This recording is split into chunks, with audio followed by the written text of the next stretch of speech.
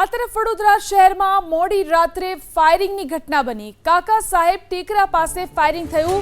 એક round firing થયું હોવાની ચર્ચા। પોલીસે ફાયરિંગ કરનારની અટકાયત કરી છે। બંદૂક અને કારતૂસ પણ કબજે લેવામાં આવ્યા છે।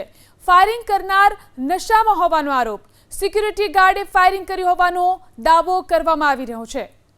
તો વડોદરામાં ફાયરિંગ થયું। ગઈકાલે રાત્રે આ ઘટના બની। કાકા સાહેબ ટેકરા પાસે ફાયરિંગની ઘટના બની। एक राउंड फायरिंग थई होवानी चर्चा।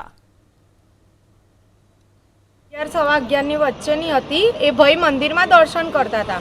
એના પછી ખબર નહીં શું થયું, એમને ગન કાઢીને એમને ડાયરેક્ટ ફાયરિંગ કરી। 3 કર્યા હતા, પણ એ પોલીસવાળા એવું કહે છે કે એક જ છે। મેં પોતે એમને બંદૂક અને ગોળીઓ પણ ઉચકીને આપી હતી મેં એમને।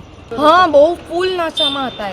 એમને ભાન જ નહોતું। અને એ તો એ પ્લસ એમને 112 જે મેં કોલ કર્યો હતો ને પોલીસની જીપને, એ ગાડીની અંદર પણ એમને મારી પર હુમલો કર્યો હતો।